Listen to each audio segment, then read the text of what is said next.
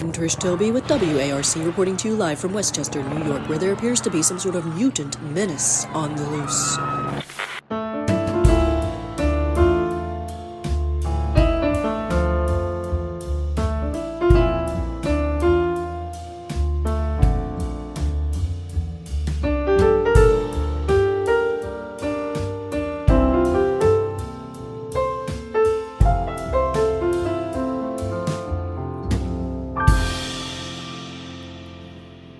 Hey, I'm Pat Reber.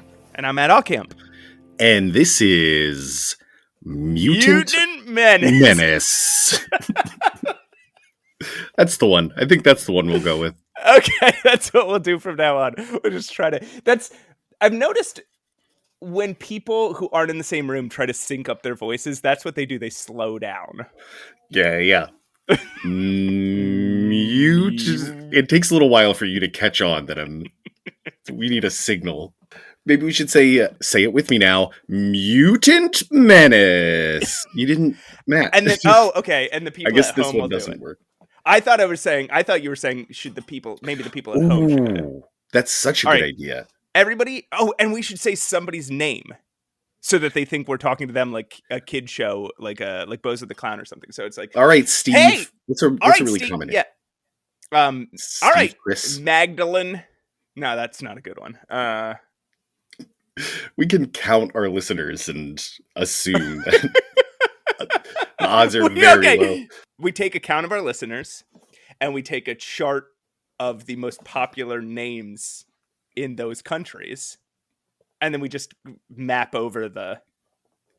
We should take a poll of ages so that we can cross-reference it against popular baby names. If you're listening to this podcast right now, just email us your name. Nothing else. mutantmenacepod@gmail.com. Nothing else. Just your name. In the subject line, your name. In the body, your name. Nothing else. So then at the beginning, we'll be like, hey, I'm Matt Allcamp. Then, I thought we were waiting for the email. No. We're going to do the whole thing. So, hey, I'm Matt Allcamp. And I'm Pat Reber. And, hey, Gerald, say it with us now. Welcome to Mutant Menace. All right, so what have you been up to this past week, Pat? I had a 40th birthday, Matt. Holy shit. I'm finally a man. Have your mutant powers kicked in? No. Unless they're joint pain. I don't think they'd even let you into the team for that. I had a very nice weekend. I had a good party that, Matt, you were present for. What? It was, I think one of my highlights of the whole weekend was my dad trying to explain the rules of baseball to you while you very patiently and respectfully listened and nodded along. He said to me, or he said to you, he was like, do you also have to explain the rules of tiddlywinks to this guy? He did. And you said, we don't play tiddlywinks anymore. And I said, I get too angry. It was a good bit. He also recommended you start a podcast about baseball, which would be so funny with your completionist podcast mentality, because baseball goes for 160 years. It goes back to the 1860s. That is a good bit, right? If you just have to go to the beginning of, like, I was going to say televised baseball, but you could go back to radio baseball if they keep archives of that stuff. Sure. I'm sure there's huge swaths missing. Matt, they keep meticulous stats. You could tell the story of a game by just reading, like, the box score and the... Well, what I'm saying is it would be funny to do it as if... It would also be impossible because baseball happens multiple times a week. So you would never be able to. You would not have enough time to catch up ever. But if you pretended like you were keeping up with the sport, but started back at the beginning and you're like following players. All right. Game 1 of 162. The year is 1860. Did you enjoy your birthday? I really did. I got some sick presents. I got a t-shirt that references the movie Tar, one of my all-time favorites. Okay. I got a sweatshirt that references Daredevil. I got a copy of a comic that includes the first appearance of Forbush Man. I don't know if this part's going to make it to any sort of video clip. There's no reason for it to, but I'm holding it up to the camera right now. This was from my good friend Matt Allcamp. Whoa. As well Sounds as like a real good friend. A plush Wolverine. That sounds great. That sounds like a fun birthday. And this hat. And a life-size cardboard cutout of myself. I was thinking about mutant powers because of what you just said, the joint pain thing.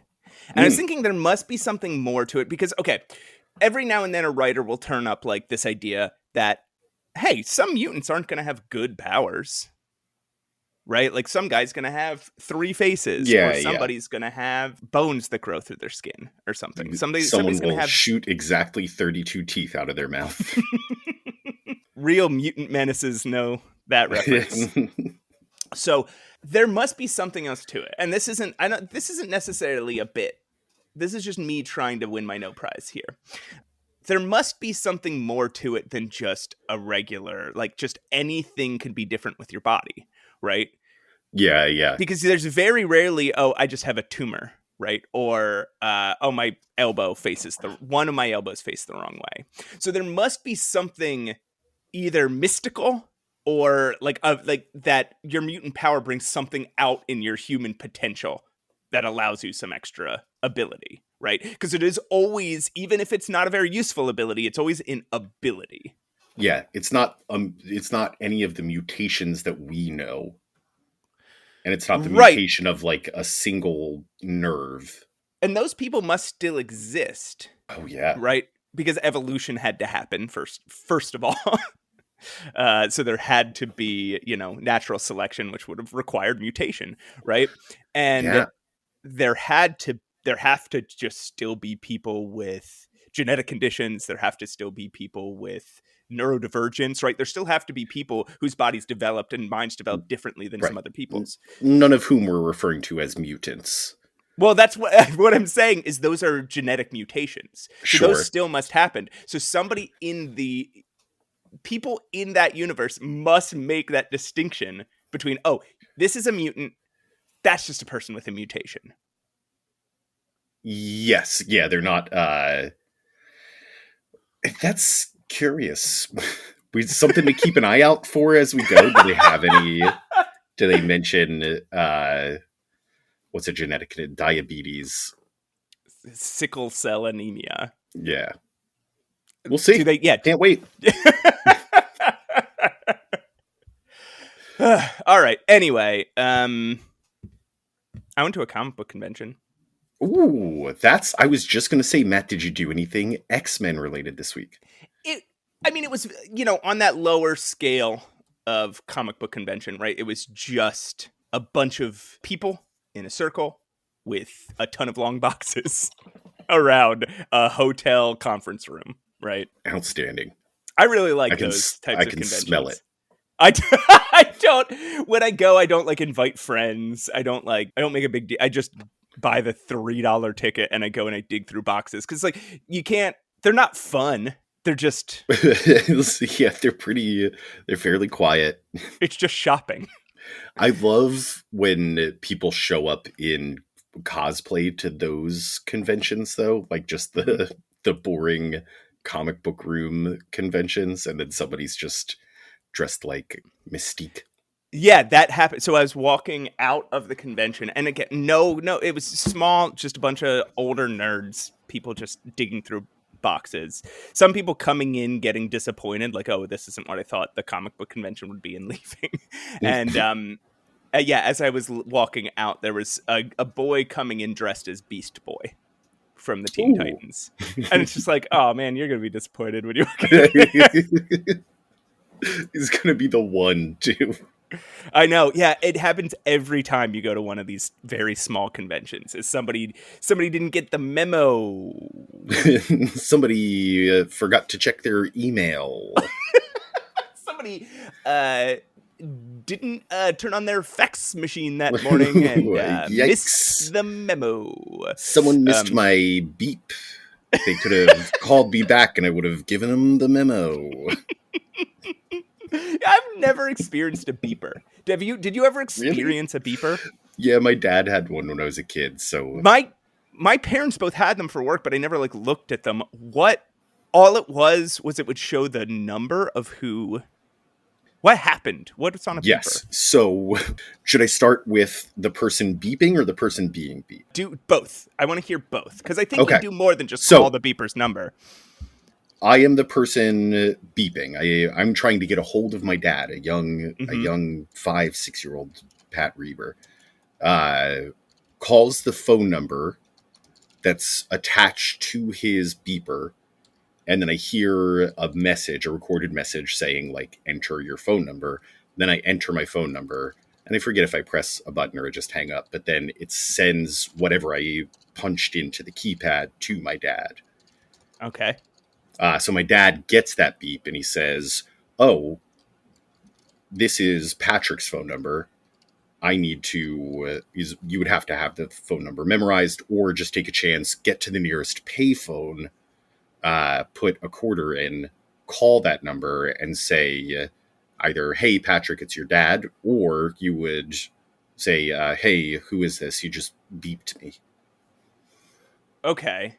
Why do you have to memorize it? Did it not stay on your beeper? No, a beeper didn't save numbers. It displayed whatever you punched into the keypad as the beeper. So you could beep somebody and not use your phone number? Yes, you could do the old 80085 if you wanted to. You could also prank somebody, right? I could beep you with your ex-girlfriend's phone number. And so they make you call her house. That'd be fun. Or the NSA's number. Call their office. Patrick. Yeah. Speaking of... talk about the X-Men with me? Yeah, I am excited to start talking about the X-Men here. Okay. Today, we're going to talk. We're going to go from issues 43 to issue 47 and take a brief divergence to an Avengers tie-in. It's a wild ride, folks. Buckle up. Starting, now that your seatbelts are fastened, with issue 43, The Torches Past, alternate title, The Power of Magneto. Cover date, April 68. Actual release date, February 8th, 1968.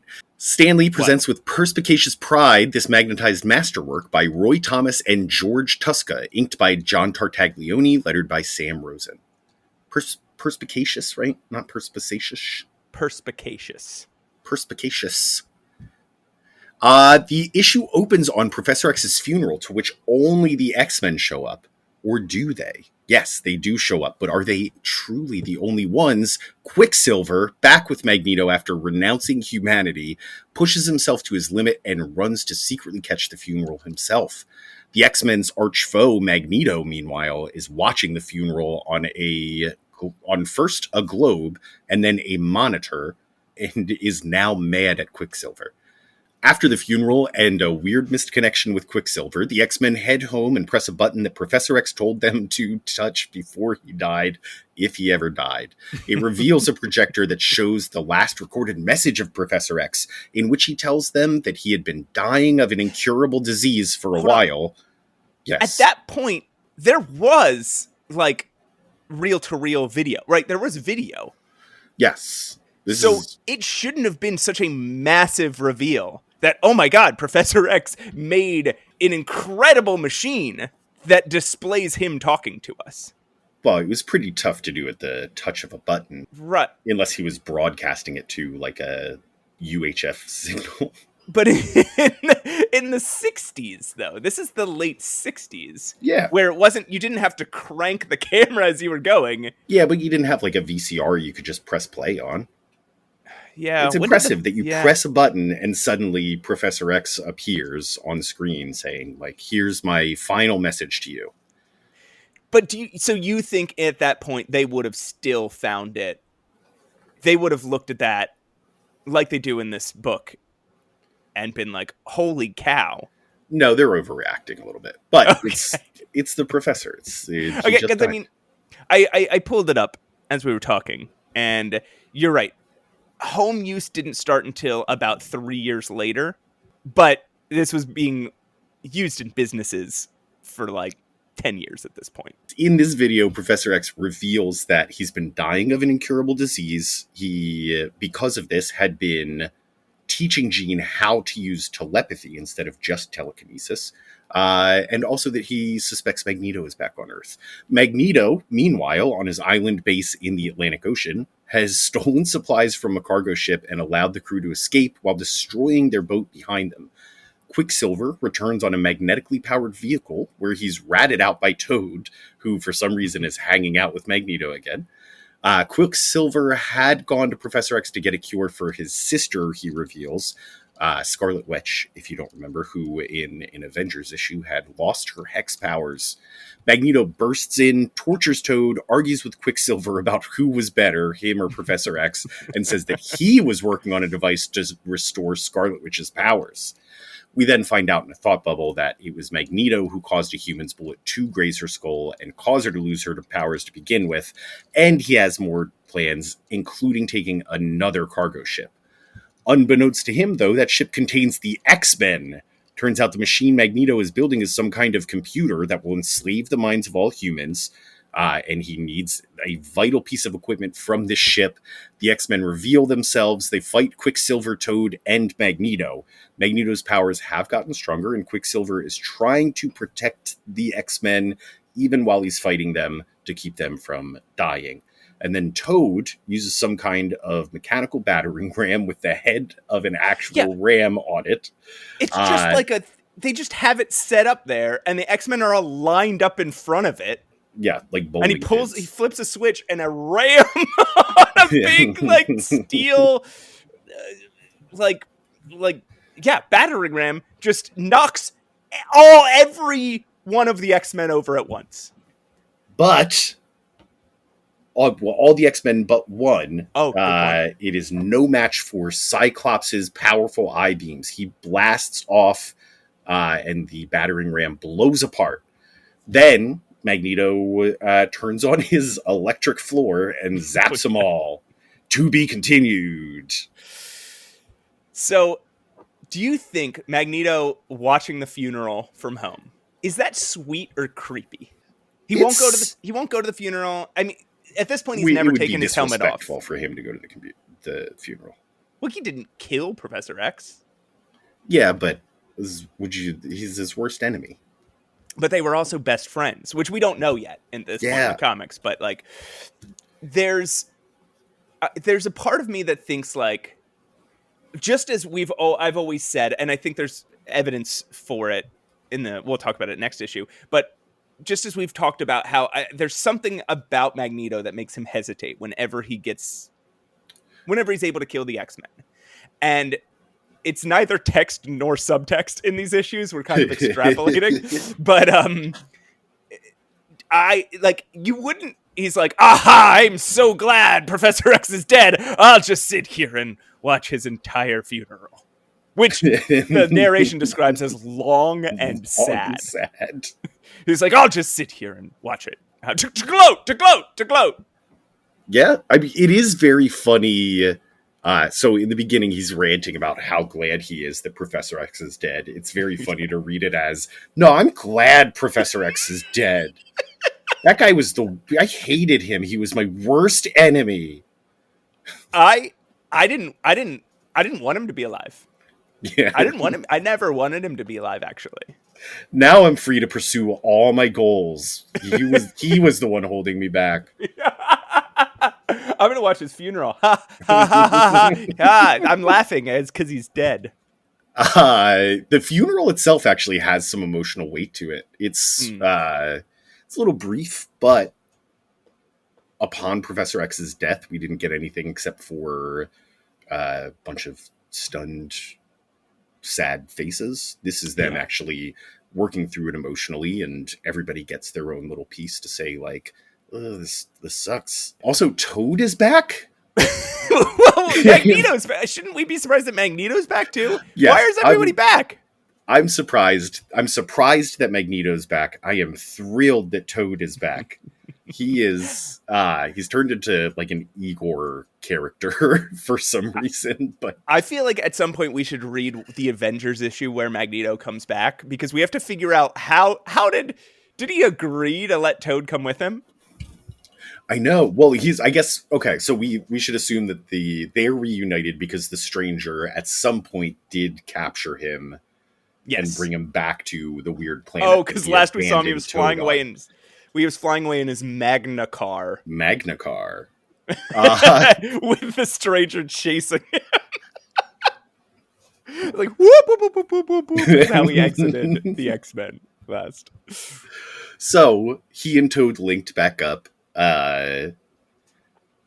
We should write this story. If it doesn't exist, we should write the adventure of Magneto and Toad. A couple of things about and like how much Toad annoys him on the ride back home. The like several light years that it takes to get back to the Earth. So some things about Magneto. First, Crazy Eyes are back. Yes, with like a vengeance. It's like he didn't have crazy eyes enough the last time he appeared in X-Men, so we're gonna make these eyes the craziest they've ever been. It's great. He's so mad. He also, at one point, Toad is like, "Shall we set some traps for the Master?" And he's like, "No traps this time." He yells at Toad that they're not gonna do traps this time. And it's like, well, it was a reasonable thing, dude. You always did traps. He's so mean to Toad. He's really mean. Which speaks to the several light years long ride they had to take together, because Toad has regressed. Toad has gotten so much more annoying. Yeah, he's gotten way worse. And he's just like sniveling, and he's constantly bickering. Now that he doesn't have Mastermind to bicker with, he's bickering with Quicksilver. And Quicksilver doesn't care. She's like, what are you talking to me? At one point, somebody calls him a gnome, which I thought was really funny.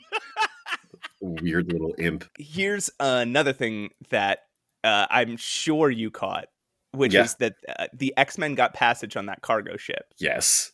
Using Warren's monthly allowance. He calls it his allowance. You're an adult man.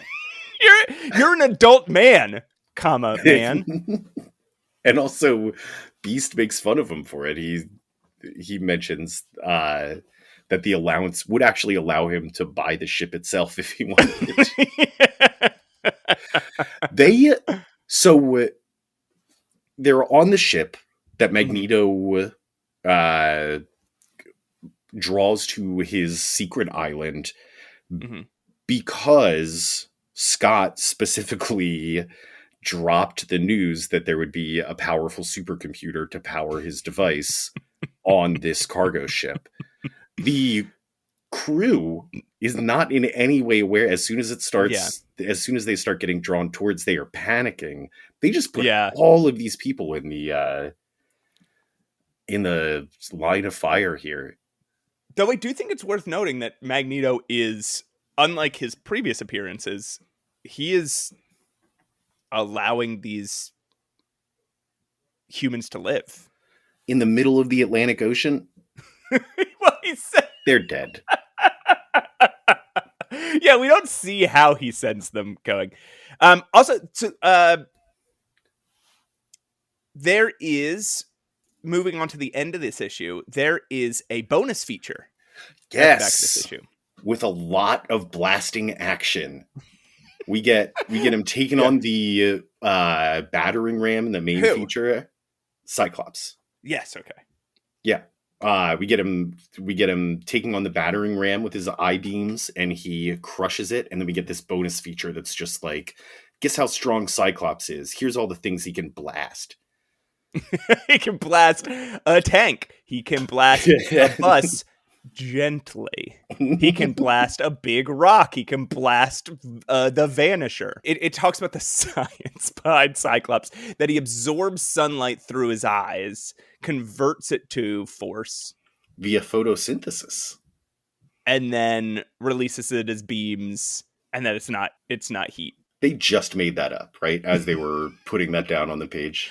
They've said multiple times that it's just force, right? Yes, and they're very clear here. Only force, not heat. I was looking through one of the issues from last episode where Cyclops welds together a bunch of steel beams. And I was like, hey, wait a second. We didn't talk about this.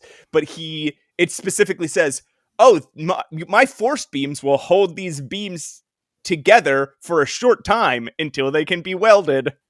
Yes. It's like, that the artist was like, oh, and he welds them together with his heat beams. Yes. Actually, that was 2 episodes ago, but yeah. They show him shooting rivets in with his eyes. It doesn't make any sense. Let's move on, Matt. That's all. That's everything I want to say about this issue. Okay. Number 44. Red Raven, released in March of 1968. Edited by Stan Lee, written by Gary Friedrich, laid out by Don Heck. Penciled by Werner Roth. Hey, he's back. Inked by John Tartaglione. And lettered by Sam Rosen. Also, the plotting here is done by Roy Thomas. So, we got a new writer, Gary Friedrich. And Roy Thomas, this is his last issue. For now. All right. Okay. Okay, Magneto has just defeated the X-Men and is about to kill them on Toad's insistence when Quicksilver shames him into putting them into weird prison devices instead. Again, Magneto just can't kill the X-Men. Every time he comes up with some excuse why he shouldn't. Cyclops gets a lead helmet. Marvel Girl gets hypnomagnetic bands. Beast is put in titanium hand and feet cuffs. Angel's stuck in an electrified cage. And Iceman is held in a thermonuclear heat tube in his underwear. Pretty good. Quicksilver and Scarlet Witch try to explain themselves to the X-Men as to why they're with the Brotherhood now, but Cyclops calls them Charlie Brown and they give up. That's how that argument goes. He says, I'm sorry. Yeah. Quicksilver is saying we should create a separatist nation of only our race. And Cyclops says, okay, Charlie Brown. Charlie Brown never said that. I've heard these words before from Charlie Brown, and they're like, no, you didn't. They're like, there's no use talking to this guy. This is that Charlie Brown had hose tweet. Angel escapes with some kind of welding torch that was left too near his cage. He tries to free Cyclops, who worries that this is a trap, so he sends Angel out to find the Avengers, and then, as we'll find out, quickly forgets that he did that. Angel barrels past the bad guy, and Quicksilver flies! He can do that. We're going to pause here and talk about how this apparently happened in Avengers number 43. I looked it up. Quicksilver learns that he can fly for very short distances by waggling his feet really fast. Like Luigi does in Mario 2.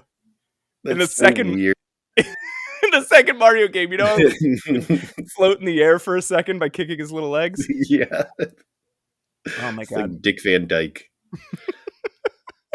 So he flies after Angel, but he can only remain airborne for a few seconds, and Angel gets away.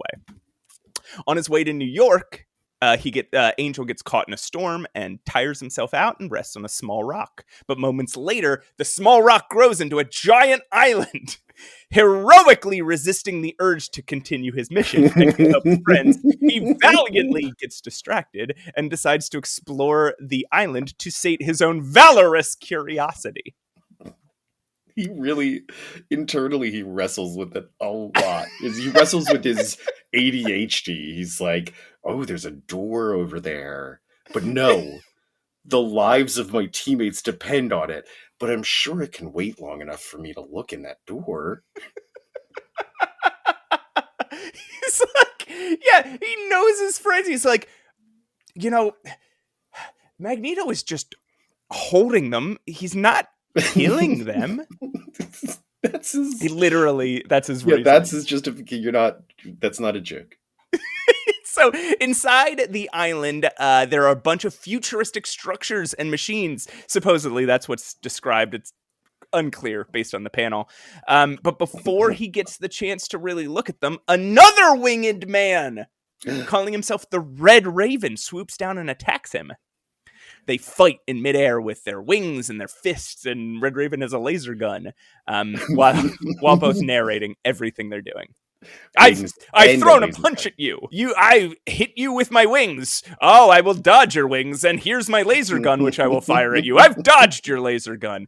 So they suddenly stop fighting, and then Red Raven tells Angel his entire backstory. It's like when Beast was interrogated by Lucifer.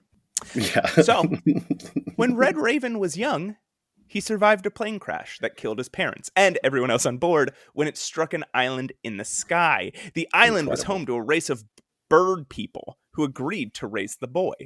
As he grew older, he realized the bird people wanted to destroy the human race, and he tried to argue with them against it. When that didn't work, he gassed everyone on the whole island with knockout gas and put them into suspended animation and sunk it beneath the sea for 20 years. So now that 20 years is up, he wakes up, fights Angel, and then after telling his story, he decides he's just going to do it all again. So he knocks Warren out and then sinks the island, and he puts himself into suspended animation, and then Warren wakes up on a raft in the middle of the ocean. Then Warren decides he'll just go find the... Why don't I just go find the Avengers? I've got what an I'm supposed idea. Yeah, exactly. He just like shakes himself off and he's like, oh, okay, I'll go find the Avengers now. That's yeah. Can I ask, that's the end of the issue. That's our first Gary Friedrich issue, yeah. It sure is. Is what Red Robin did genocide? Red Raven, but... Oh! Red Raven? What the hell's a Red Raven? Ravens are black. I think that's why it's special.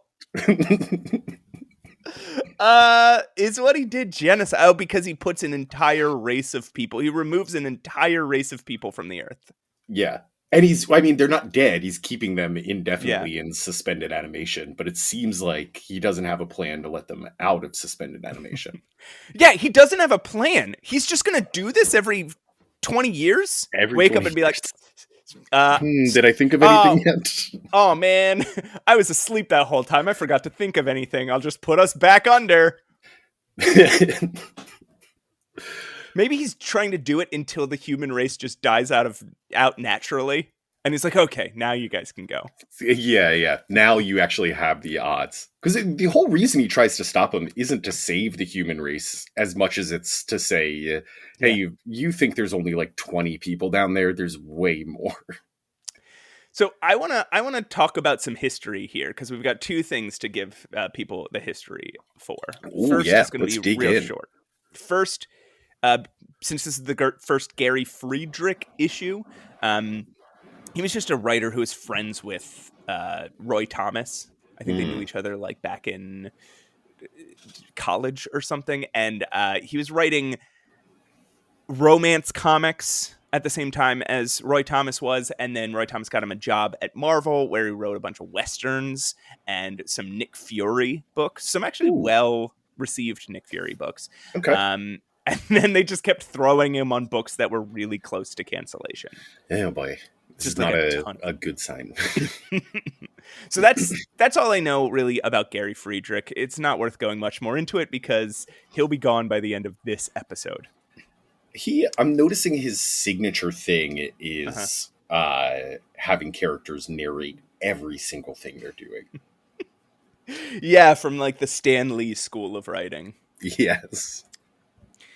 We got a break from that with Roy Thomas, who had his own obnoxious writing quirks, but it wasn't this. All right, so the other thing, Pat, this is Red Raven's second appearance in comic books.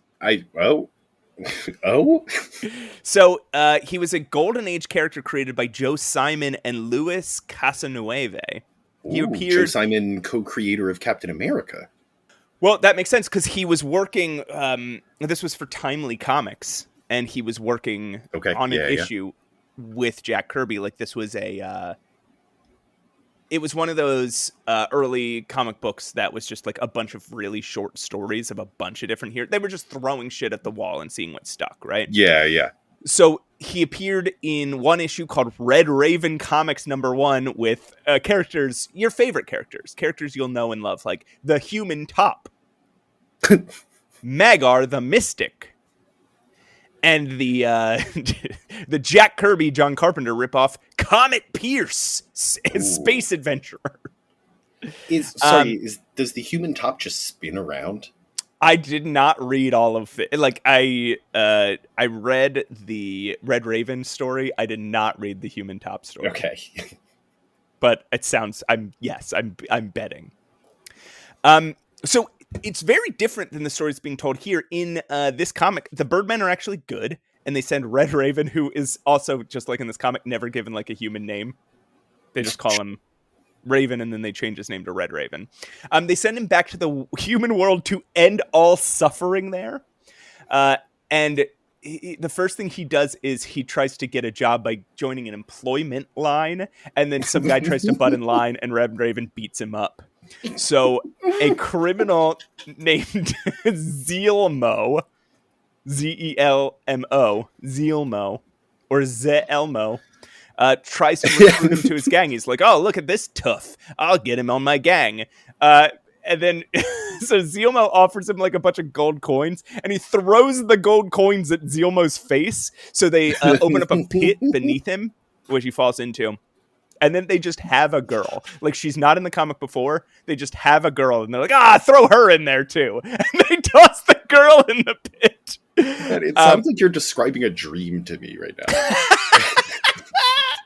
It'll get worse. So Red Raven pulls out his wings and escapes, but so does Zeelmo. Zeelmo escapes out the window, and I don't know, just is gone. So I guess he flew away. Okay.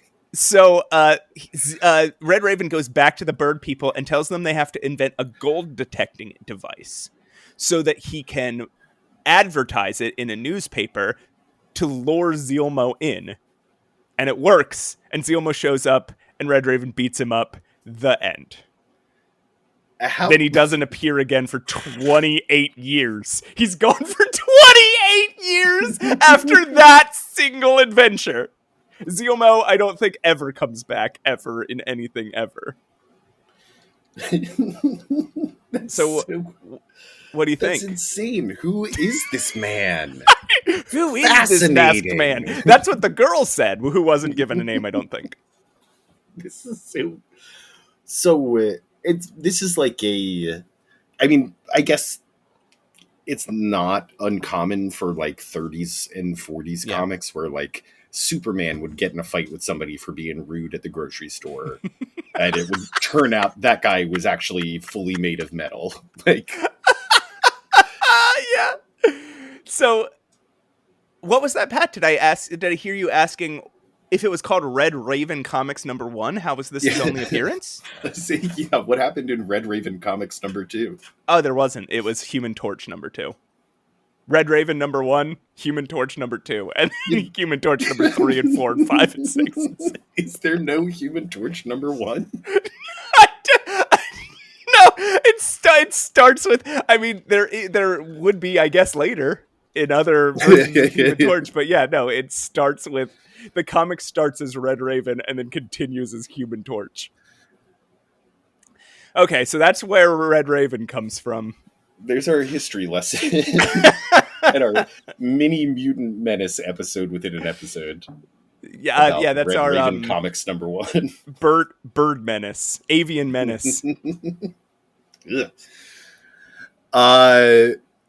Okay, back to this issue. That's like the whole thing. What the fuck, Warren? What the fuck, Warren? What are you thinking, man? It's so funny. Okay. There's a moment where Warren is flying away. Remember, Scott tells him, go get the Avengers. Yeah.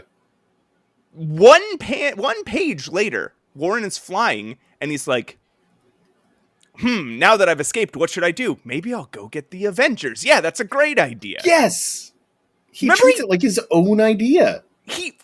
Okay, a couple issues back, he did that to Jean when she discovered Yes, he did. the helmet. She's like, "Oh, I remember the mind helmet," and she's like, "I'll use it." What if you use the mind helmet? Exactly, and we were like, "Oh, it's just a sexist thing. He's just mansplaining." Yeah. But no, he's just either he's a complete idiot, or he's got that big of an ego that anytime somebody tells him an idea, 10 seconds later, he's like, "I have an idea." It's that. It's definitely that. I think he sees Scott as like a cuck and just says like, that's why. Oh my god, that's why he basically like gifts Scott Jean earlier on. yeah, he's like, "Go ahead, pal." Oh my god, it's all gelling in my head now. And that's why he forgave him so quick for zapping him. He's like, "You did that on purpose," and then he's like, "Hey, don't worry about it." Because it's like, yeah, he's little Scotty, little Slim Summers. This is Angel at his absolute worst, and he's not even the hero of this issue, right? And he doesn't stick to the mission either. He acts like it's his idea, and then is like, "Well, it's not that important of an idea." Well, we will find out that this escape wasn't even that heroic in like 2 issues or something. Oh. But then he doesn't do anything. All he does is land on gets tired, lands on a island, gets distracted, loses a fight with a guy he shouldn't have been fighting in the first place, then interrupts his story, and then gets knocked out again, and then keeps going. Can't prevent him from committing genocide. That interruption is so funny too. Like, it's so clear that it was like the artist. Who's the artist on this one again? Don Heck and Werner Roth. Yeah. So it's clear that they were told, like, okay, he's telling the story to Angel. So the artist just put in a few panels of like, and then they'll have a little conversation and they'll go back to the story. Yeah. And instead of putting any meaningful interaction, Gary Friedrich writes Angel going like, in the very middle of the story. Okay, but that doesn't explain why you're here. Yeah. And then Red Raven's like, I'm getting there. I'm getting there. When are you going to get to the good part? Oh my god, this is his featured issue too. The cover says the X-Men, and in much bigger letters, featuring the Angel, and it shows a fight between him and Red Raven. Yeah, and this is what they're like, this is the best we can do with this guy. I really do think they got themselves into a trap. Like, I think that they invented Angel and were like, oh, that's cool, a man who can fly, a man with wings. And then very quickly, every superhero that was created could fly. And far back, they're running into this problem of like, then what do we do with Angel? What does he do? Like, every now and then he'll say things like, oh, I've got eagle-eyed vision, or, oh, I've got an incredible sense of direction, or, oh, I'm faster than a normal person. But it's just like, okay, all right, yeah, you needed something, because all you got is wings. I think Spider-Man has all of those things. And you'll get, like, there'll come a point, again, not in, I guess in a little while, but, like, there'll come a point where in the Marvel Universe, Angel just changes forever. He just becomes a different character, and he's a different character forever. And anytime they even try to revert him back to this Angel, he's still informed by the time that he was a completely different guy. And I think like I think it's telling that this early on they're running into this problem about like, we need something else. Mm-hmm. Mm-hmm. There is one cool sci-fi concept. I feel like it's been a little while since we've gotten an actual interesting science fiction concept here, but at the very end, the Red Raven says, I'm going to use my anti-gravity gun on Angel here now that he's unconscious, and just leaves him there. So the entire island sinks, but because Angel has been zapped with an anti-gravity gun, he's just floating in place above it all. so as not to kill him and sink him with the island. I thought that was just like, oh, that's neat. Yeah. Doing Yeah, something. sure. I think it's Anti-gravity something. gun. You gotta find something. You got to find the little moments. I just went and read stories. a different comic. I actually kind of liked the Red Raven #1 story more than I liked this. You needed some Joe Simon. Pat, will you tell me what happens when mutants clash? Yes, it happens in issue 45, in fact. When Mutants Clash, cover date June 1968, release date April 9th, 1968. Roll up for the magical mutantia? The magical mutantia tour? Roll up for the magical mutantia tour, Marvelites. Your gallant guides will be Stan Lee, editor, Gary Friedrich, scripter, Don Heck, layout man, Werner Roth, penciler, John Tartaglione, inker, Sam Rosen, letterer. That's a lot of credits, too. It actually can't say the magical mutantia tour. Magical... It just can't say it. Wouldn't magical mutantery tour... That album had only come out like 5 months earlier. And it wasn't very popular. Oh my God. Okay. All right. I want to hear the story. Okay. We're not starting off on a good foot, but I still do want to hear the story. Cyclops is getting impatient waiting for Angel while Angel's ADHD ass is out playing with some Birdman. So he decides to go break himself out instead. He does so by just blasting so hard like he's never blasted before. He releases the shackles from his eyes. He starts running from door to door, checking for other X-Men, and is spotted by Toad, who flees to tell Magneto, and Cyclops runs after him, trying but failing to catch him. Meanwhile, Warren meaninglessly recounts the last issue while he flies to find the Avengers, which will all happen in Avengers number 53. Glad we took the time to include that. Back on Magneto's island, Cyclops is walking around when Quicksilver leaps in front of him, asking just to talk. Cyclops, which I do to you all the time. Like, to be fair, you know, I jump over your head and leap in front of you. I'm like, Bat! We need to talk! And you have hit me a few times, which I really appreciate. I told you not to sneak up on me. Cyclops, of course, instantly tries to blast him. Of course, you would too. At that same moment, Toad warns Magneto that Cyclops has escaped and is rewarded by being tortured with bolts of magnetic energy for letting him escape in the first place. Yeah. Quicksilver and Cyclops have begun talking, and he starts swaying Cyclops to the idea of setting up a mutant sanctuary on a private island ruled by Magneto. Cyclops is intrigued by the idea, but rejects anything that Magneto is a part of. He and Quicksilver start fighting again, and the two seem to be so evenly matched that both are struggling for an advantage. Magneto, Toad, and the Scarlet Witch are all watching and discussing the fight on the Magna screens, which is just a monitor. Yeah. As Quicksilver takes the lead, and then Cyclops knocks him out with a desperate, blind optic blast. He starts trying to wake the unconscious Pietro up when he's surprised by the Avengers arriving on the scene. What? To be continued. In Avengers number 53, out this same month. Holy shit. Yeah. This is the first full Gary Friedrich issue. How do you feel about it? It had a little less waste of space than a Roy Thomas issue, I feel like, but it was just a fight. Yeah. And it was just like a conversation and a fight. It was just like 2 plot points. And narration of the entire thing.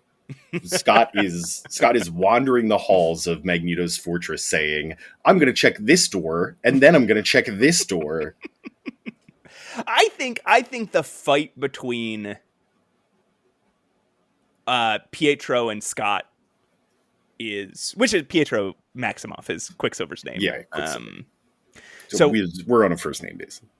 So Pietro and Scott, I think their fight is really cool because you get to the sense of, oh, these are both guys who are kind of like incredibly skilled at what they do. They're both Yeah, around the top their same game. build, around the same height, around the same skill level. They just have very different power sets, and their powers are about as powerful as each other, even if they do very different things. Like, it's the fact that they were Yeah, fighting each other to such a standstill was, I think, really interesting to me. Just this idea of like, oh, Quicksilver and Scott Summers are about evenly matched.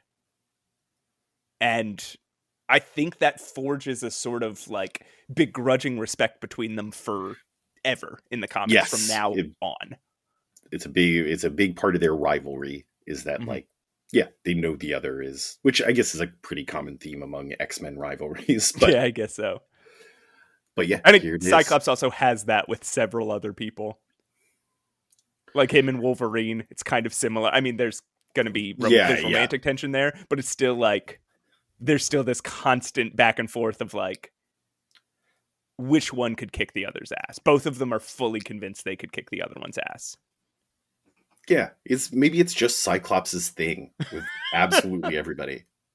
I think, yeah, I mean, there's a lot of ink spilled about this idea that Cyclops is consistently kind of written as neurodivergent.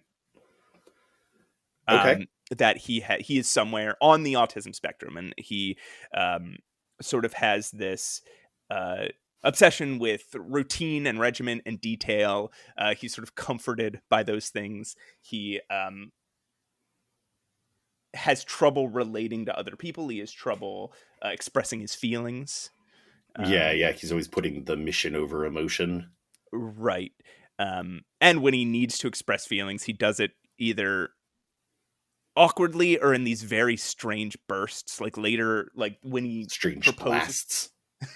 When he proposes to Jean Grey, even, it'll be in like a moment of weird passion that he has to pull back and then like let it happen organically again. All right. We don't want to get into spoilers. Oh yeah, spoiler. Jean and Cyclops end up together. But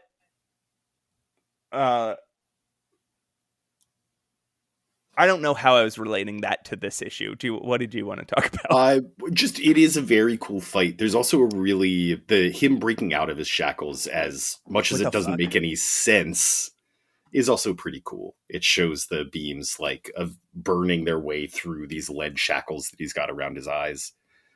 Yes. But okay. They also made a point to say like, hey, we've disabled every ability he has to use his eye beams. So he shouldn't be able to do that in that moment. Right. Otherwise, yeah, none of it makes sense. And it's not like his eye beams can increase in intensity just by him raising and lowering his visor, right? Right. So he has to be able to touch his visor to let them out. He doesn't control their strength or intensity, which has always been a weird thing about him. Is like he doesn't control it coming out of his eyes. He can control it via the little knob on his visor. Right. But in this instance, he controls it by just like concentrating really hard. And he does it so hard it pushes through, like it lifts his visor and then blasts through the lead. Doesn't make any sense at all. No.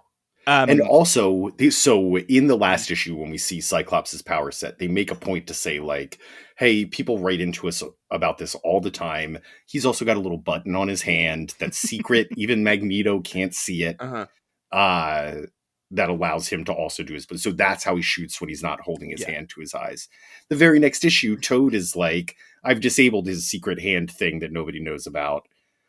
So he shouldn't be able to shoot beams out of his eyes there. Yeah. That's not to, I don't want to be like I sure hope someone got fired for that blunder guy. They were so specific about it at the end of the last issue and at the beginning of this issue. Yeah. I don't know how they missed it. I mean, it's a frustrating moment, but I think it does play into this idea that is important to the X-Men lore, which is everybody underestimates them constantly.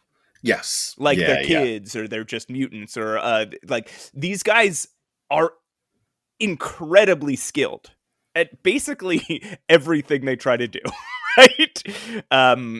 all of them are well trained. All of them have, like, how many times do people try to brainwash the X-Men, and one or multiple of them are just too mentally, well, I know, are just too mentally well trained Fortitudinal. Yeah. to be brainwashed. Like, it happens constantly, and I think so. I do think there's something cool about that. They underestimated Scott, and he proved them wrong. Maybe that's it. They put a little too. They didn't put enough lead on his face, and let's just fucking forget about whatever he did with his visor. We have to keep saying. And there's this. Cyclops has a bunch of good lines here, but do you have first? No, let's go down that rabbit hole first. Okay. He is, yeah. First is there's a point where Cyclops is diving through a doorway.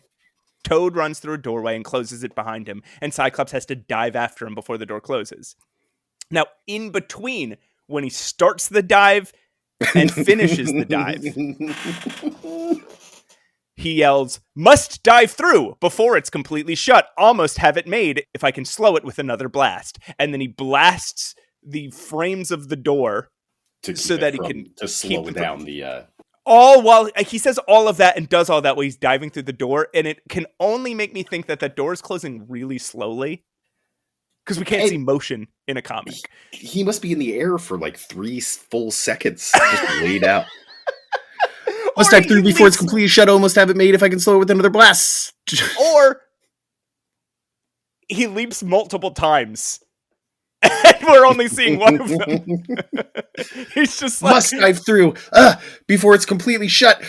Before almost have it made. And Toad is on the other side, like it's closing. It's like that Austin Powers thing, right? Where that guy, where the the like steamrollers, a runaway steamroller, like halfway across a warehouse from a man, and he's just standing there screaming until he gets flattened. Toad's just like, just walk away. This is weird. This actually is uncomfortable for me, the weirdest guy on earth. Also, the reason Cyclops states for blasting Quicksilver isn't just that he scared him, that he jumped out in front of him, which is why Magneto would blast him. It's that when he jumps out in front of him, he says, "Halt, Cyclops, I need to talk to you." And Cyclops says, "No one tells Cyclops to halt." Pew! Okay. Slow down. What can I say to you then? Halt is a very aggressive command, especially after leaping over someone's head. Hell no. I'm not gonna halt. Yeah. Really interesting moment here where Quicksilver plants the seed of mutant separatism in Cyclops' head. Absolutely. This idea of like, we should have an island nation that's all our own. And Cyclops' only argument against it is, well, nothing Magneto is in charge of is good. Right. If Magneto is doing this, it must be for his own personal gain, not for the good of actual, which Magneto reveals is true later. Is like, not these mutants. These guys stink. I want real mutants on my island. That's it. That's an interesting thing about this, is Magneto is the savior of mutant kind, but he hates basically every mutant he's ever met. He thinks they're so annoying. So, yeah, I mean, I think that's interesting. I think that'll sit in Cyclops' head for 50 years. Sure.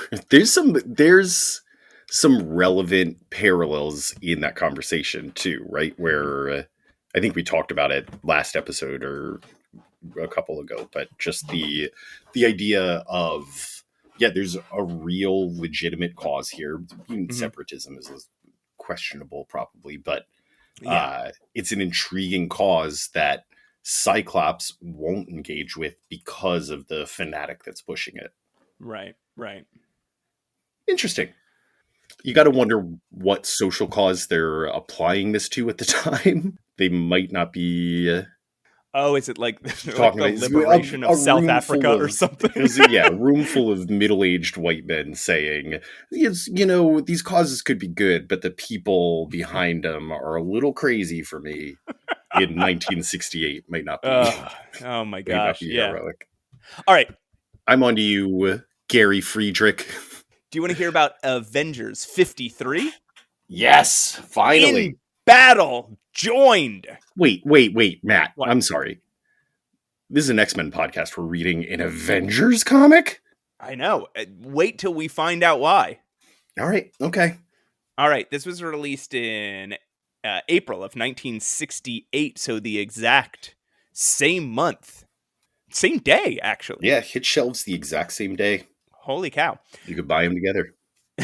Stanley edited, Roy Thomas wrote it, John Buscema drew it, George Tuska inked it, and Artie Simic lettered it, and those last two names were upside down.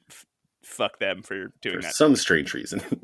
We pick up at the end of our last issue of X-Men, just like right afterwards, where the Avengers are bursting in on Cyclops right after Pietro has been knocked out. A classic Marvel mix-up ensues, and the heroes fight each other. We flash back to Angel arriving at the Avengers mansion and leading the Avengers team, which is at this point comprised of Hawkeye, Black Panther, Wasp, and Goliath, to Magneto's lair. There, they notice a tracking device on Angel and use Hawkeye's spy arrow to see but not hear the conversation between Cyclops and Quicksilver from last issue. The two things together leads them to believe that the X-Men are working with Magneto.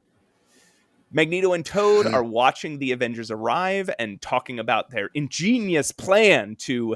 All right, help me with this, Pat. They're letting Angel go to lure the Avengers back to their base and trick them into fighting the X-Men. Is this a good plan? Yes. Okay. Just see what happens. Okay. Then Magneto's really, really, really mean to Toad. Magneto uses his big computer device thing to mind control the X-Men and make them fight the Avengers. The X-Men lose the fight, which makes Magneto mad, and he's taken unawares by Angel, who punches him and Toad in their faces. The Avengers burst in and claim they knew everything that was happening the whole time.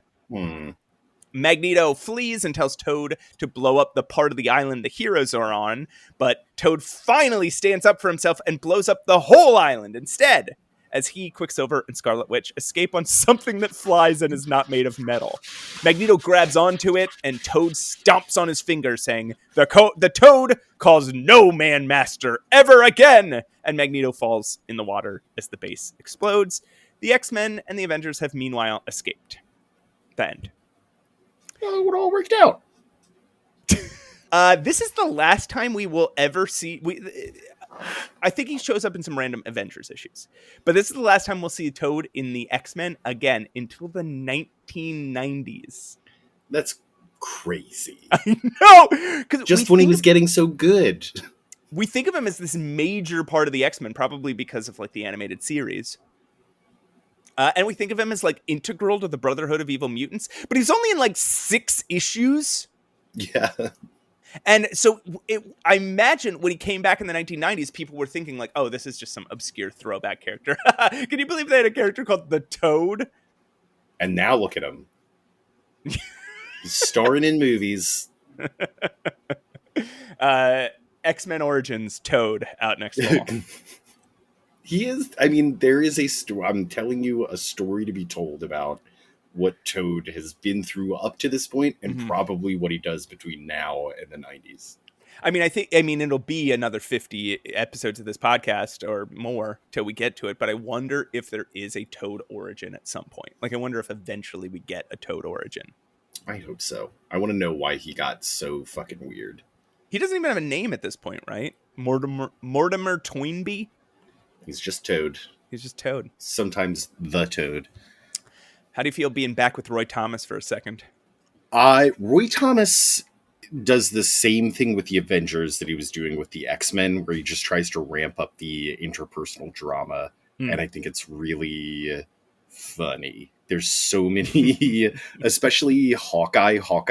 Roy Thomas's Hawkeye is provocative. He really likes to antagonize his teammates, and they fight each other.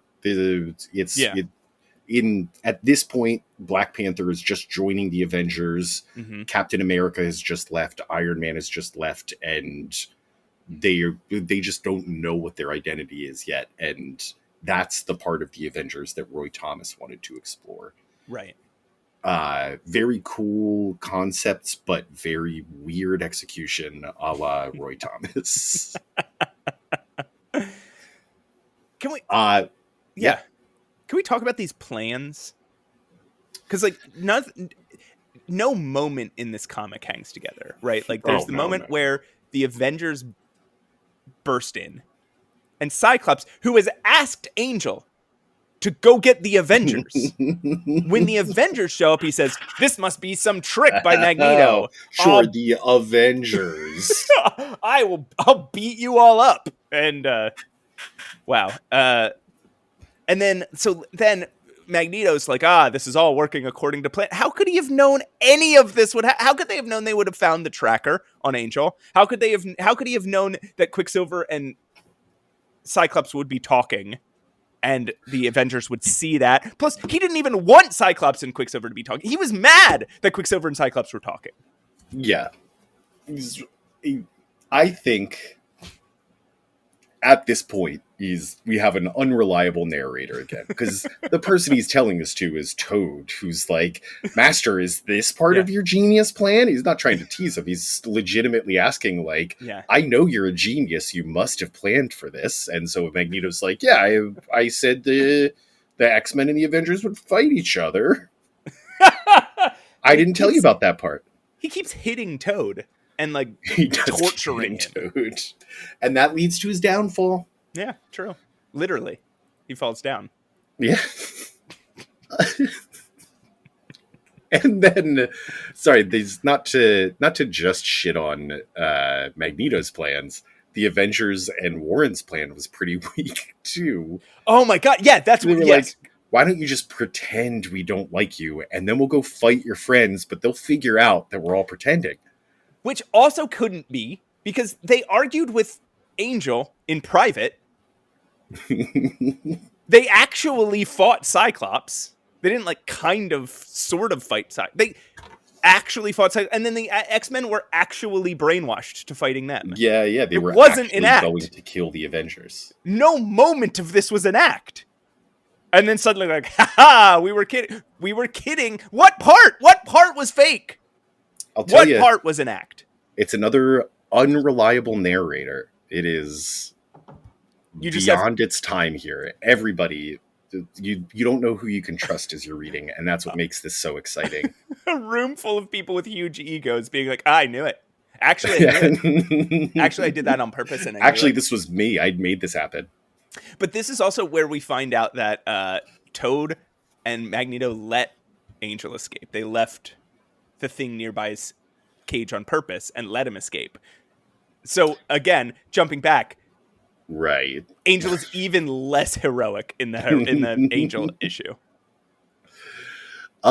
We do get a very cool X-Men vs. Avengers panel. The last time we saw them fight each other, they were just grappling a whole lot. This They're time, just picking each other up and holding each other in the air.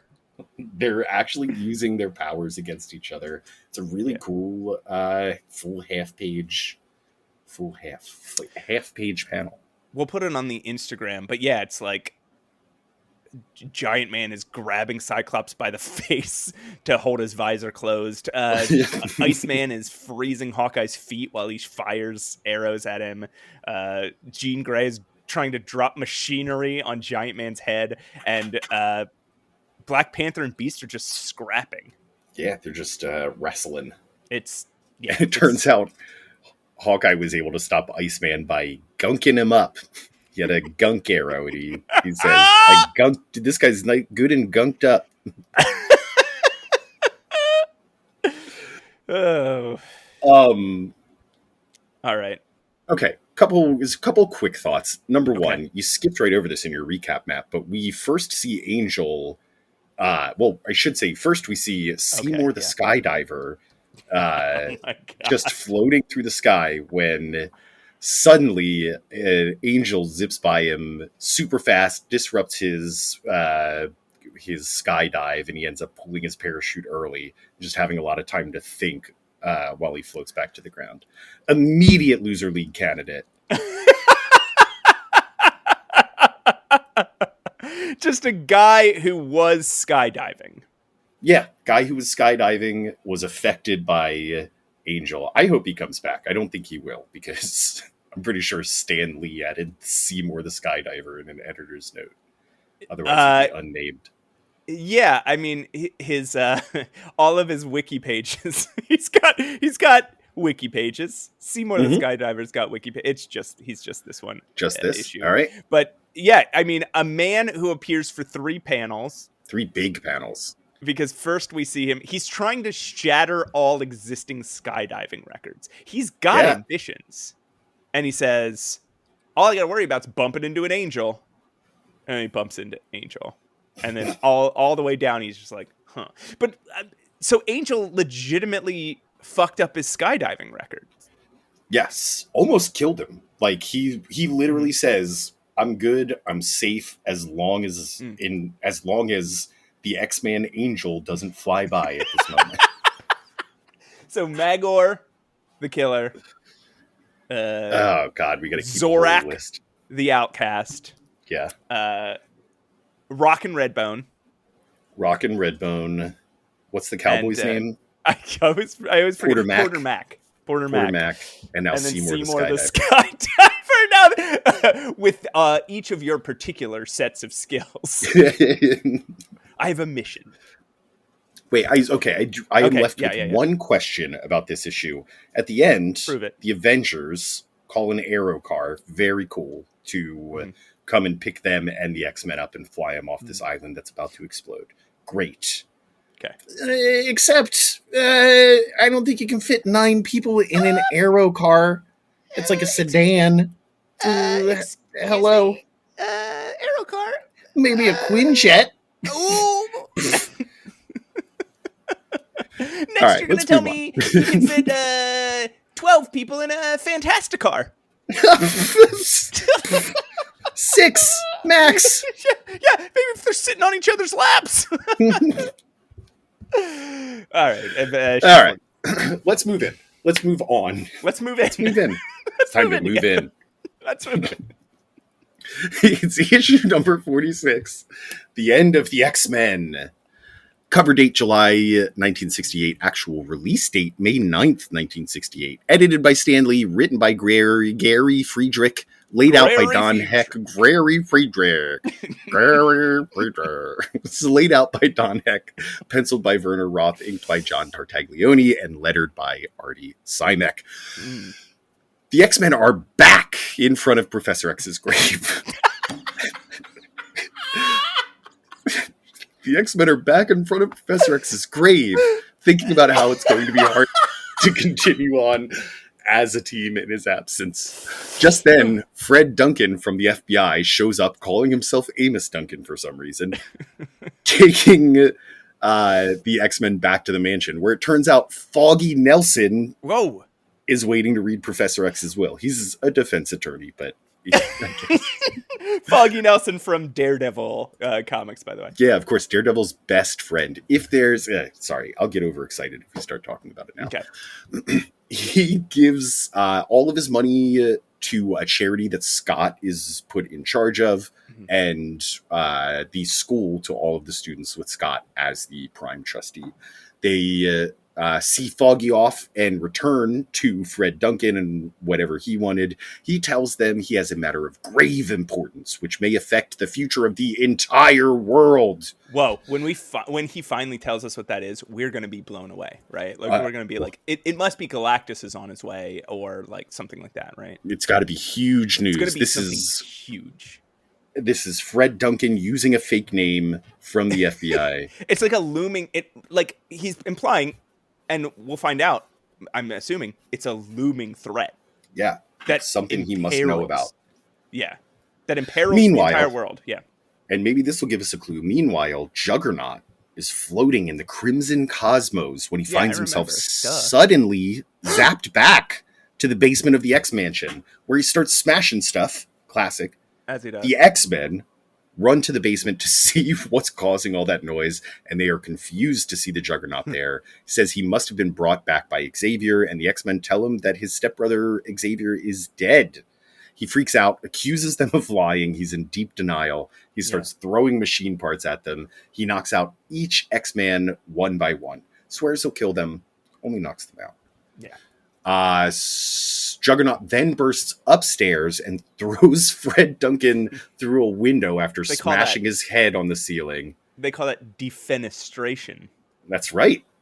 And then stomps off to see Charles Xavier's grave. The X-Men attack him again, and Juggernaut starts glowing, and little balls of energy, globules of energy start shooting off of him as projectiles. Jean finally uses her new telepathy and staggers the dude with her mighty mind bolts. But he takes Angel as a hostage to get her to stop, and then suddenly disappears again. Okay. Agent Duncan joins them again to tell them, that it's mandatory that they split up because they're too easy of a target for the evil mutants, and they can be more effective if they spread out across the country. Okay, Pat, but then he tells them what the matter of grave importance, which may affect the future of the entire world is, right? Right. They must disband, and he'll send them their assignment in a few days. Wait, hold on. Okay, yeah. All right, I get that. But what's the matter of grave importance? Which and then he leaves. That's it. Beast rightly points out that this is unconstitutional, but Scott says they have to do it anyway.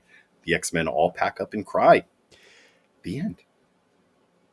But what's the matter of grave importance that threatens the future of it? They could have gone back to the beginning of the issue and changed that line of dialogue when they realized they didn't have one. Right? Like, I get that comic book writers write in this, like, incredible, like, you end an issue or something with, like, and we're about to face our gravest threat yet. But you can't say there's a matter of grave importance which threatens the entire world on page 1, and then on page 15, it's like, we need you to break up because we just think it's a little dangerous for you guys. And plus, you'll do better if, like, you spread out. This is like when Professor X was like, I've got a letter for you that will change the fate of the X-Men forever. And it turned out just to be like, hey, Gene, you got into college.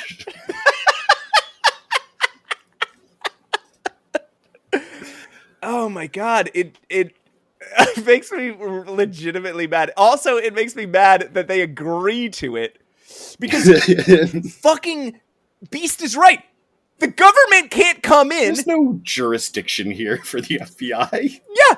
A random FBI agent can't walk into your house and say, hey, you're not allowed to hang out with your friends anymore. You need to spread across the country and the reason is because we think you know, like it's a little dangerous, not for the world, but for you guys. And also it would be a huge help if, you know, you could take out evil mutants in Oregon, one of you. I know.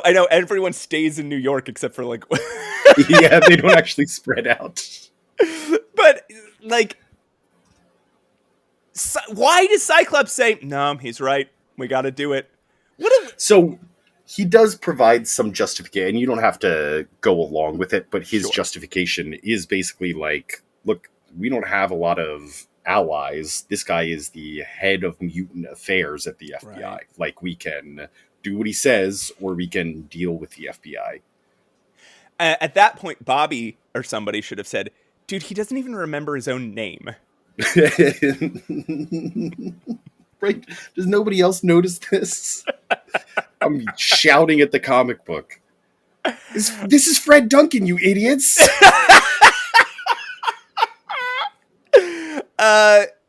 So, okay.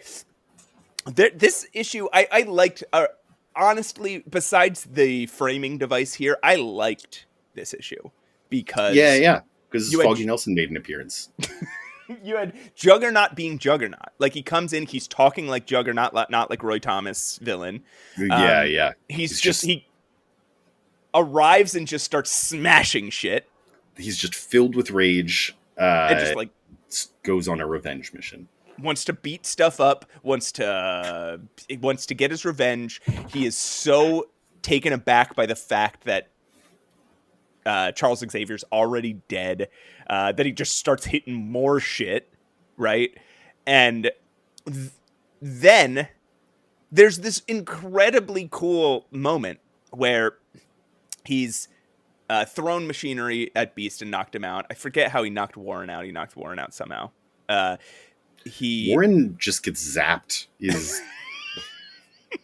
and falls. He has just... Cyclops and Jean have just used their power to the point where it makes them black out.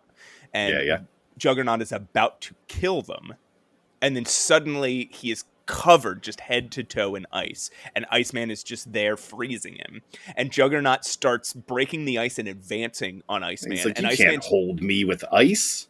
And Iceman's just got his hand out. Just like piling ice on Juggernaut.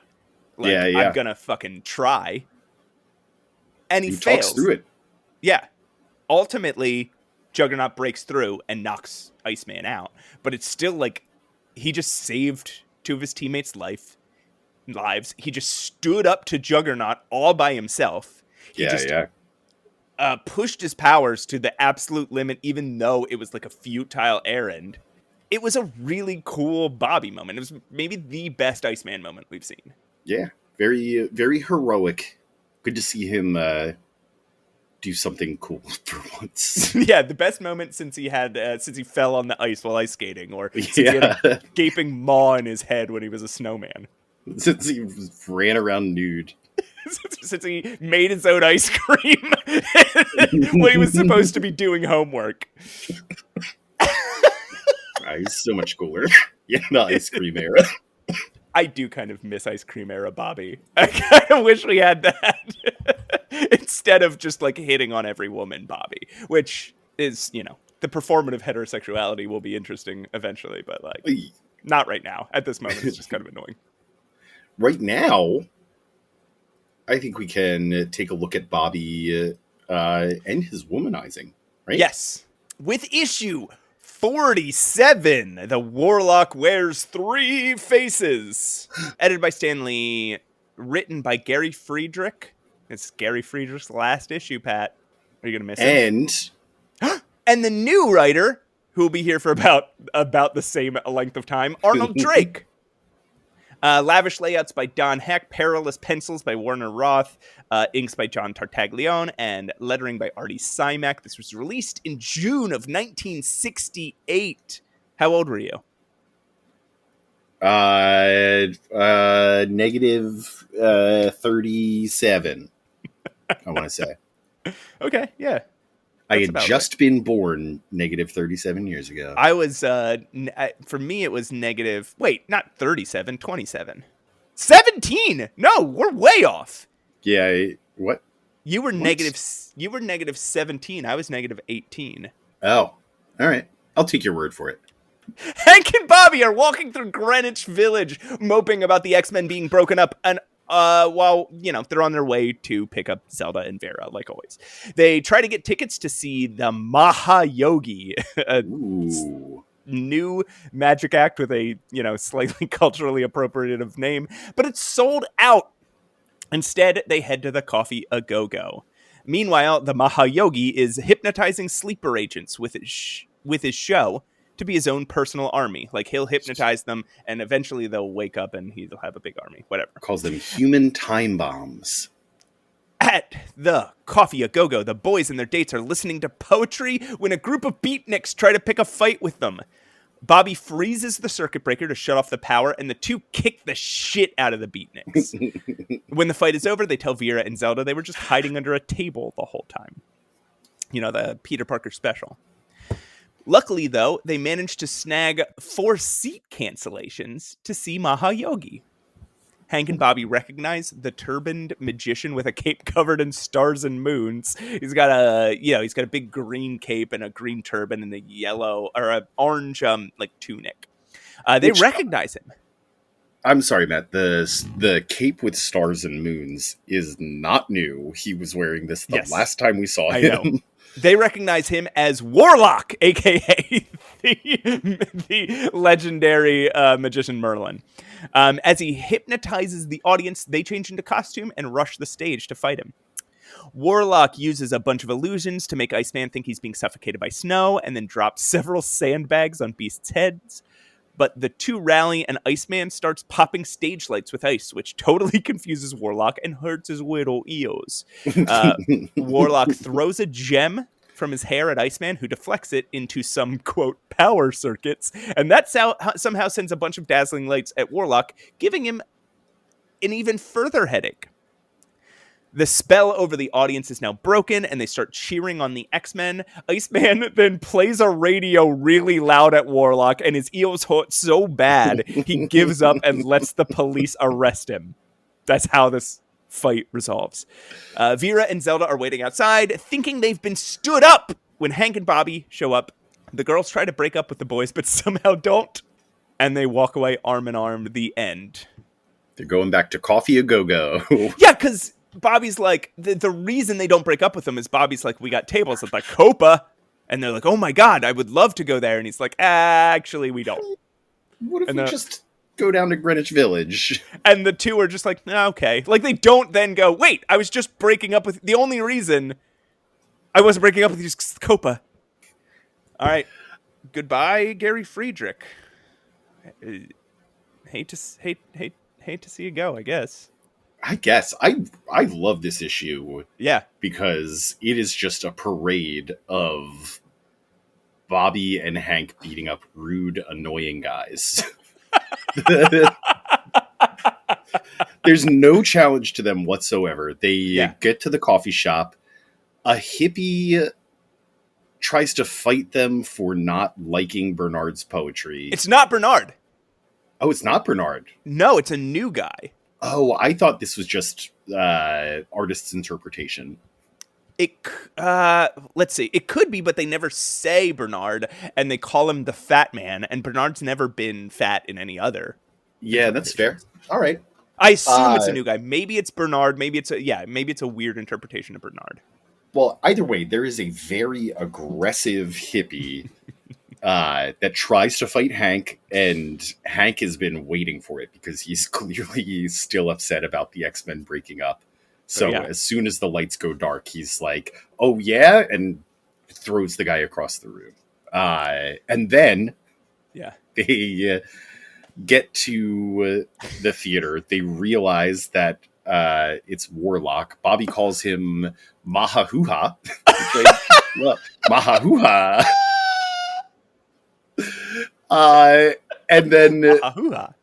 And then they just beat the shit out of him. He puts up no fight. They just he gets overstimulated, and then they just start like throwing shit at him, and up, and they win. That's all this is. And then they come back. They talk to the girls for 30 seconds, and they're back in good graces. I love also just how they just keep cracking up. Right? Yeah, they're having a blast. There's so much, early on, Beast says something like, oh, are we on our way to court our own true ladies fair? and Iceman's like, oh, I thought we were just picking up Zelda and Vera. And got it.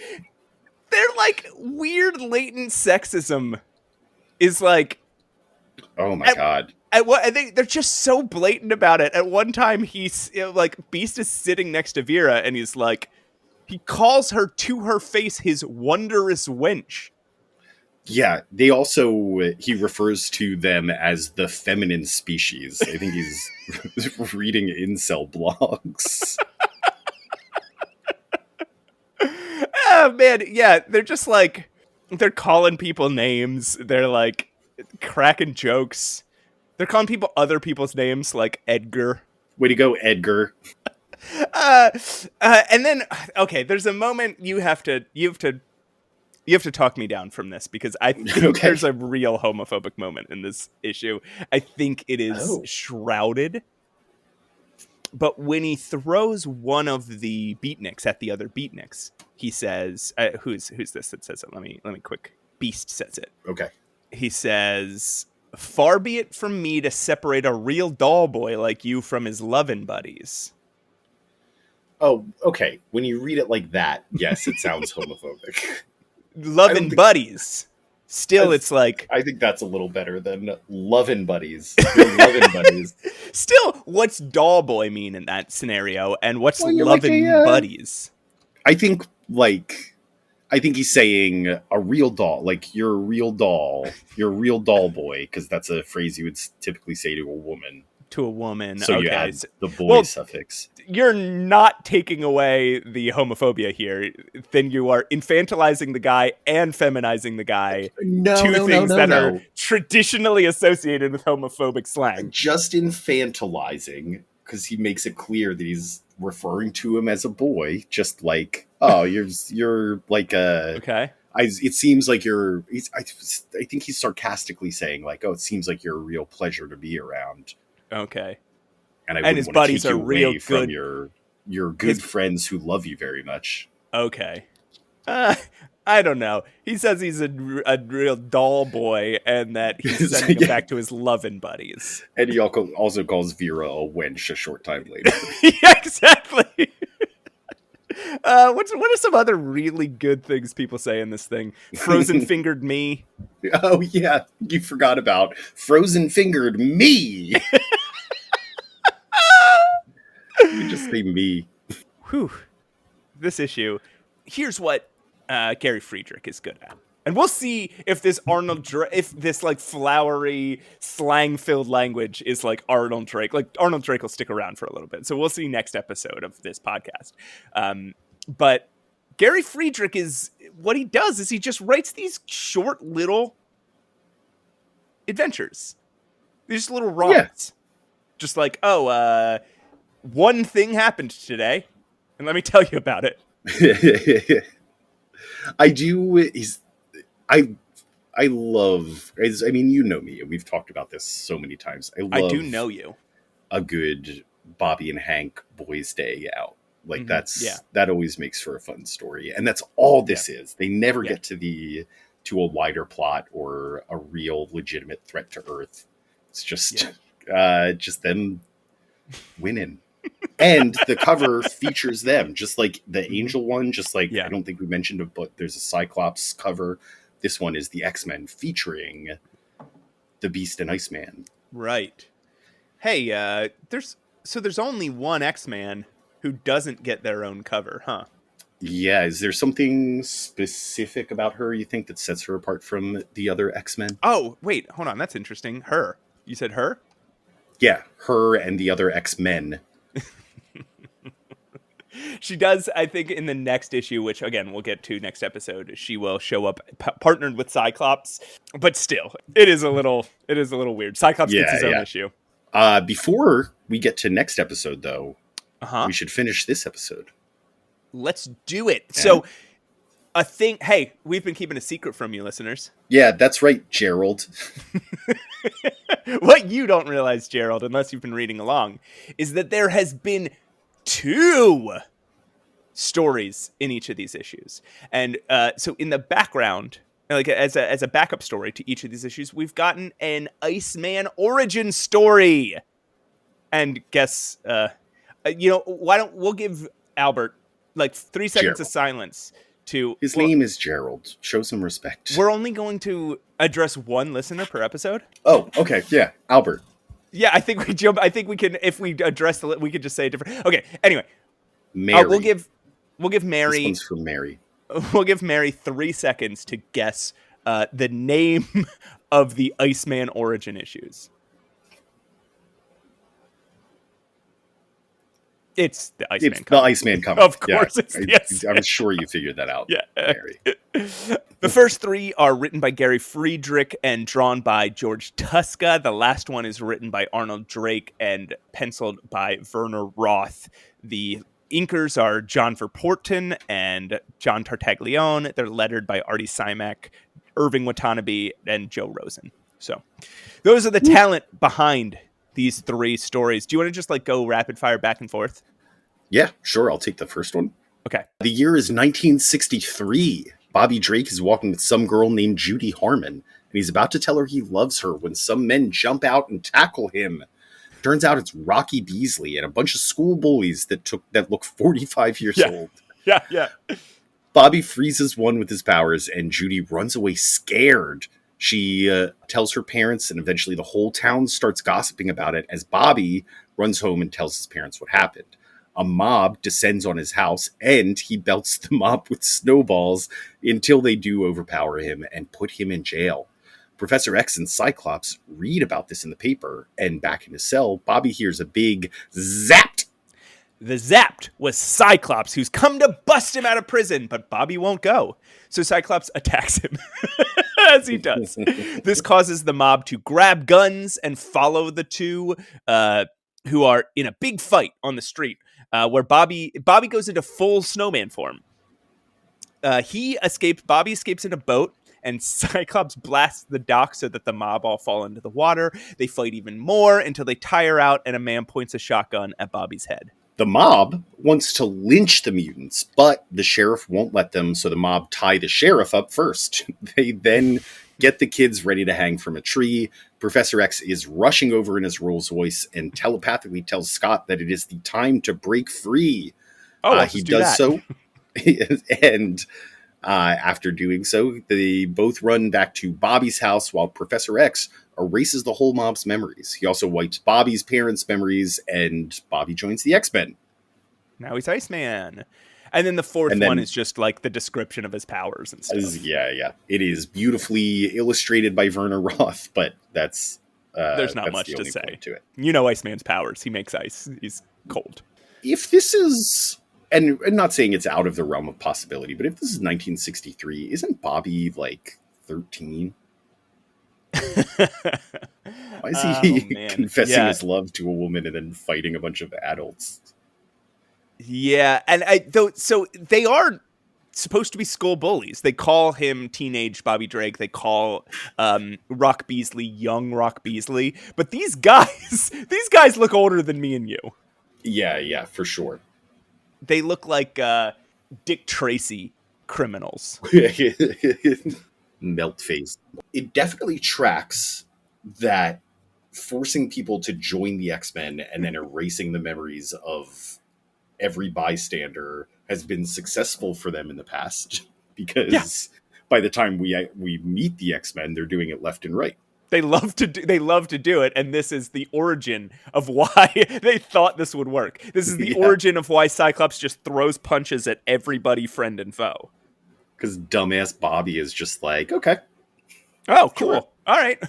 Thanks for beating me up, pal. Marvin. Whatever you say, Marvin. He calls him Marvin.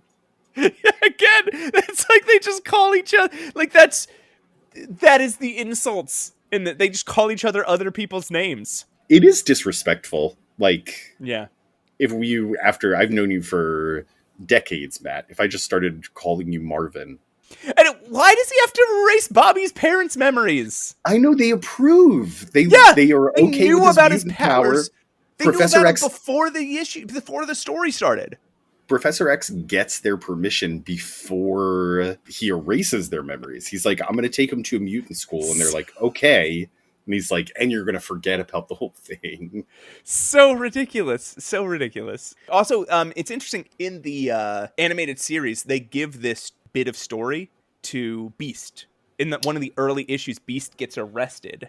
And he's sitting in jail, and Cyclops tries to bust him out. And he's like, no, I'm going to wait here for my trial because I care about justice. And they'll find me innocent. I didn't do anything wrong. And that's what Bobby does here. It's a fitting moment. It's a fitting moment for Hank because it's a smart thing to do. It's a fitting moment for Bobby because it's a dumb thing to do. All right. Well, so that is issues 43 through 47 of the X-Men plus Avengers 53. A bit of a long one here. Do we have, though, a Patch Steals and Steals this week? Oh, we do. I need to make sure that's set up. While I am gathering my resources, what are your feelings on this The run, Matt? overall. I mean, obviously, there's the obvious thing here, right? Like, these were a bunch of desperate attempts to fix the X-Men, to fix the title because the sales were low, right? At the end of Roy Thomas's run, they kill Professor X. And then they bring back Magneto, the first villain they ever fought, back when the title presumably sold fairly well. Then they cross over with the Avengers to make Avengers fans buy the book. I'm guessing Avengers was super popular at this point. And then they break up the team. Like you're saying, giving people like solo adventures to try and test almost like them out. like a secret pilot to see if the issue sells better because it has a specific X-Man featured on the cover. Right, and then breaking up the team is sufficiently dramatic and like for people to want to buy the issues again. So I think there's something interesting about and then they have him team up with everyone's favorite Red Raven. Red Raven, yeah, you bring in the superstar to sell issues.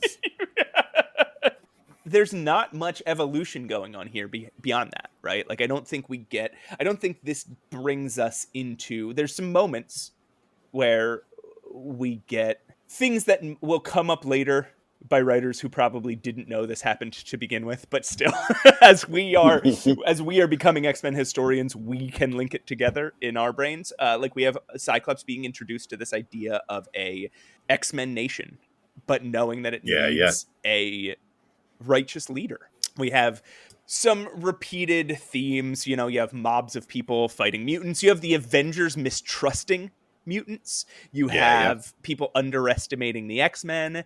The departure of Toad. Sure, we'll all miss him. You also get Bobby you taking that step up to like in that heroic moment that you described. Oh yeah, good point. You get Jean expanding her power set. Like, she has evolved even further. Sure. I'm going to justify it by saying this was just the evolution of her mutant power. Which no, I think you're right. I think that is very important. The fact that she now has telepathy and hasn't used it this entire run of issues.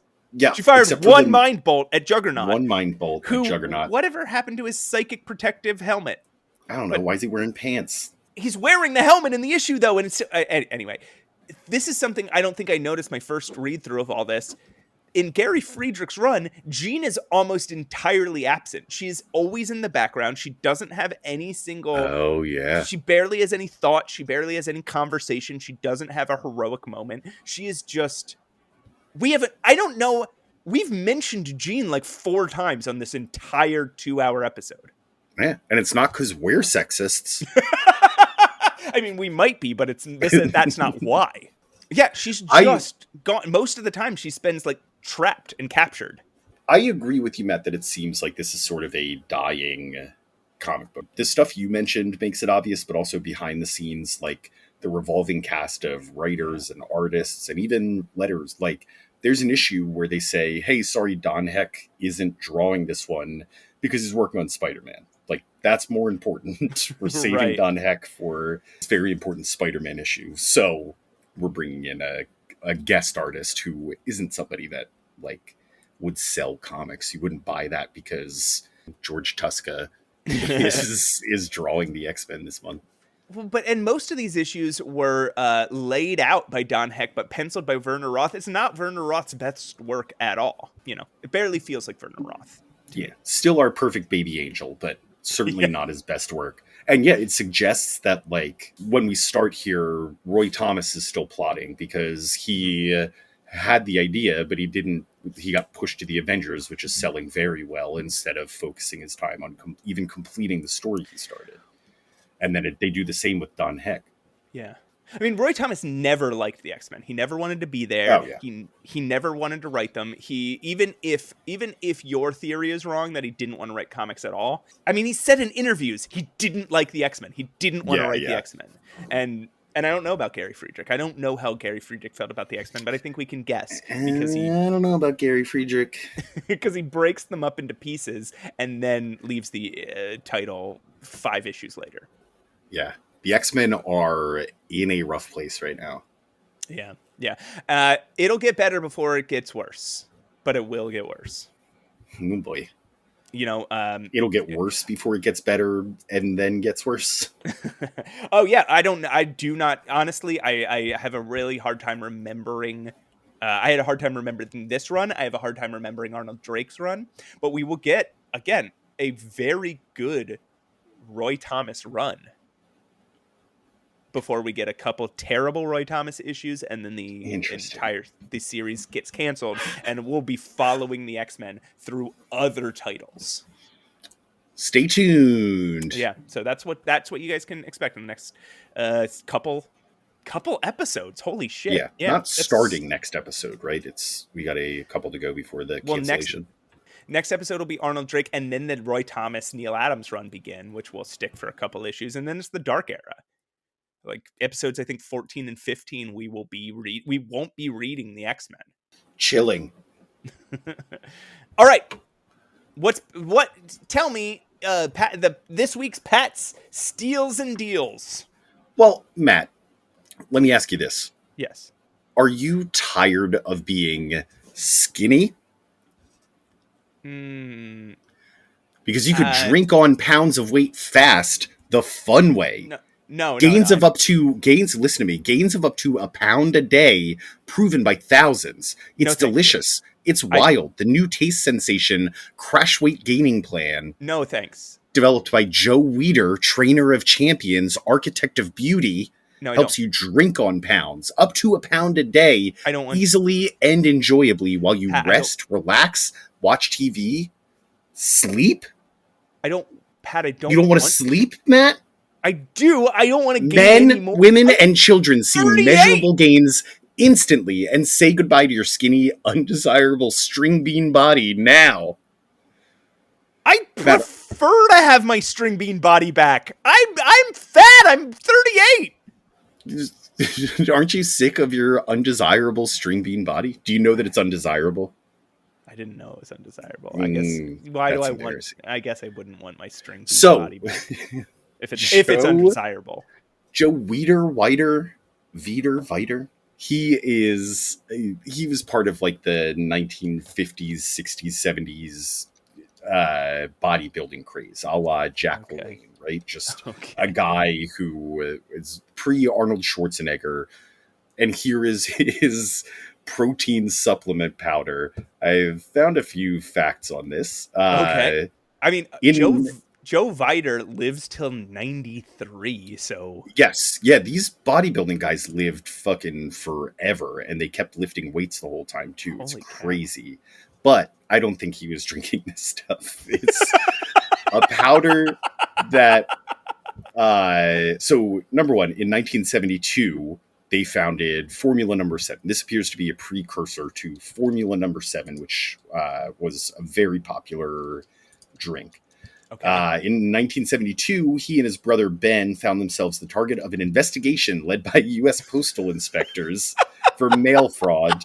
The investigation involved the claims regarding their nutritional supplement. The product was a weight gainer, and the reason is because the claim centered on consumers being able to gain a pound per day in mass. Oh my God. This was mostly sugar and anemic soy protein just mixed together. The recommended dose was around 1,800 calories daily. That's just the powder. The way they recommend to drink it is to mix it with pancake syrup, chocolate sauce, ice cream, and raw eggs, bringing the recipe to about 2,500 to 3,000 calories per day. Oh my God. And then they recommended you sit, relax, watch TV, or sleep after doing it. Why don't I just stuff that right into my arteries? Why don't I just cut open a vein and stuff that stuff into the vein itself? He's just putting protein powder into a milkshake and then telling them they don't even have to exercise. They're like, hey, drink this milkshake with raw eggs, kick back, you're going to get big. So I've just been while you've been doing that, I pulled up babbling on. Yeah, I pulled up 2 medical studies. Okay. Of the lifespans of bodybuilders. Because I was curious. I mean, I thought 90 whatever was a long lifespan for a bodybuilder. And maybe you're right. Maybe some of these really early bodybuilders, before people just started drinking shit like this and pumping themselves up to Arnold Schwarzenegger size, when people were small, like maybe we're actually healthier. Maybe you're right. People lived longer. But right now, and any bodybuilders listening, you should know this. I'm sure there's plenty. A study of nearly 1,600 male bodybuilders competing from 1948 to 2014, their average mean lifespan was 47.7 years. Yikes. I don't know if you knew this. Apparently in 2021, there was like a spate of like 30 bodybuilders who just like died. Some of COVID, some of heart attacks, and then some of random shit.